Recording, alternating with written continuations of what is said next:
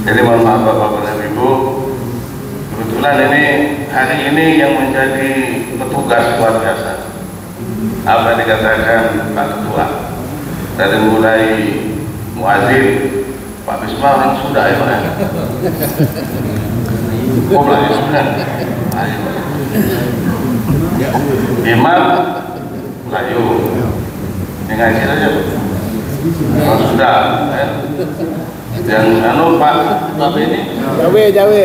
Ada orang Melayu. Yang ramah orang Batak, betul-betul. Itu Batak.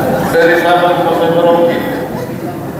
Allah menciptakan kita bersuku-suku dan berbangsa bahasa ini tulisannya begini nih Pak. Makanya saya beberapa kali mesti ceramah Pak. Sebelum pemilu dan akan setelah pemilu ini. Tolonglah kalau menyenangi sesuatu itu jangan berlebihan. Jangan kita mencintai partai atau seseorang dengan sepenuh jiwa, tapi sepenuh hati saja. Sebab kalau sepenuh jiwa gagal, sakit jiwa kita. Tapi kalau gagal sakit, kalau kita sepenuh hati saja, gagal paling-paling cuma sakit hati. Ya Pak ya. Jadi kemarin itu selesaikan, jangan sepenuh jiwa. Kalau sepenuh jiwa gagal, pasti kita sakit jiwa. Jadi saya minta tolonglah penyakit jiwa itu buang aja.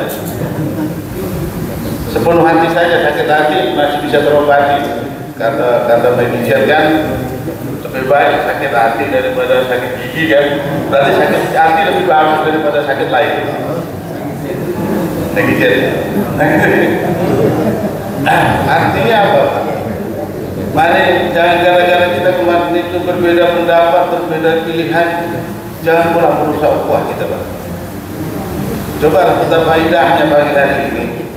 Dari mulai orang Batak, orang Jawa, orang Sunda jadi satu. Apalagi macam saya pun tidak bisa marah sama orang lain. Kalau orang Batak dan semarah itu bukan sama saya. Karena saya kasih nama Imam Joko Togar Saragi, nggak bisa marah. Kenapa?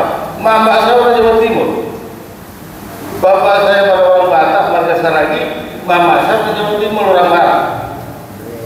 Istri saya orang Melayu. Makanya ada pepatah, Pandu. Bukan kapal sembarang kapal Pak kapal ini kebelah kuliah. Jadi bukan batas sembarang batas ini menampung orang Melayu pilihan. Mantap. Jadi pagi-pagi kita aja berpantun sedikit walaupun tidak banyak. Artinya apa? Betapa indahnya dunia ini. Allah menciptakan kita bersuku-suku dan berbangsa-bangsa untuk saling ta'aruf, untuk saling berbagi rasa sayang kita, rasa kasih kita. Jangan pula lantaran beda paham, beda mazhab, beda golongan, beda partai kita tidak bertemu sahabat. Kita putuskan silaturahimnya gara-gara segelintir. Padahal kita lupa tadi pagi Pak. Sebelum sholat subuh ada sholat fajar yang pahalanya lebih baik daripada dunia dan isinya. Jadi kalau bapak-bapak mau tanya, ibu-ibu mau tanya, di mana dalam konglomerat pernah punya negara? Di dunia ini tidak ada pernah ada manusia punya negara satu negara. Raja Brunei raja, itu pun diberi rakyat, bahkan kemerdekaannya diberi Inggris. Kita Indonesia ini merdeka perjuangan darah kita kuat. Kalau Brunei raja diberi Inggris merdekanya. Malaysia begitu juga. Kita satu-satunya di dunia ini yang berjuang secara penghabisan untuk merdeka.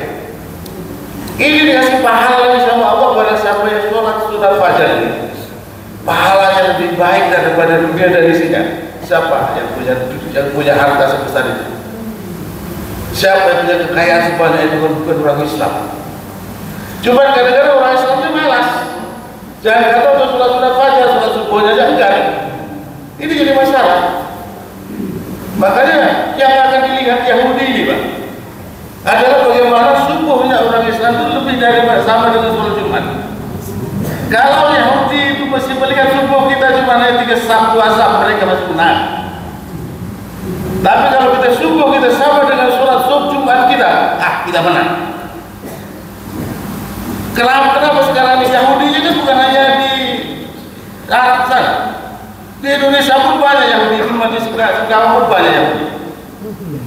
Bukan mukanya muka Yahudi, muka itu pesek sama kita. Yahudi Indonesia kan pesek-pesek, mana ada yang maju.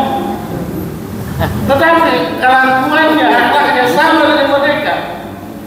Rasulullah pernah ingatkan, man tasabaha biqaumin fahuwa minhum. Barang siapa yang bertasabuh atau ikut-ikutan satu kaum, sama dengan kaum itu. Jadi artinya kita ikuti perbuatan mereka. Bahkan kemarin kita minta donasi untuk Palestina, mereka malah nolak, malah marah-marah sama kita. Untuk apa kita bantu Palestina? Indonesia saja masih perlu kan itu. Lupa itu. Yang disebut yang di kemarin kita peringati apa itu nama Islam Mi'raj itu titik tolak daripada cinta kita sama Palestina apa? Karena titik tolaknya dari mulai Isra Mi'raj Rasulullah. Jadi mulai Mi'raj Rasulullah dimulai dari Masjidil Aqsa. Dan Masjidil Aqsa itu harga diri kita. Orang Palestina taruhan nyawa, berkorban nyawa demi masjid. Kita di Indonesia ini, Singkawang pada khususnya, ke masjid tak perlu kita bertaruh nyawa, cuma kita taruh bensin balik-balik. Enggak ke masjid, buat kelewatan kita. Bertaruh nyawa orang Palestina itu untuk ke masjid. Mereka taruh nyawa untuk ke masjid. Mereka mati-mati ya sampai sahid ribuan orang demi masjid. Kita ini waktu kita bangunan masjid kita siapapun boleh tumbang, tapi begitu isi kita bagi-bagi. Yang golongan saya boleh, yang tidak golongan saya keluar. Ini kan orang kaya dan kayu ya. Manusia macam mana ini kan? Saya geram juga itu kan. Bataknya keluar. Bataknya keluar. Bataknya keluar. Jadi artinya apa Pak? Ini dalam Islam ini janganlah seperti itu. Syukur saja kan bagaimana masalah yang lain. Syukur saja malas keluarkan waktu kita berkorban waktu untuk ke masjid. Macam mana ada taruh nyawa atau makan dari api. Islam ini dipertaruhkan pertaruhan nyawa. Taruhan nyawa untuk demi merdeka Republik Indonesia ini, untuk masjid kita bisa merdeka ini taruhan nyawa. Orang-orang Palestina meregang nyawa 30.000 lebih. Demi apa? Demi merebut Palestina, demi merebut Masjidil Aqsa.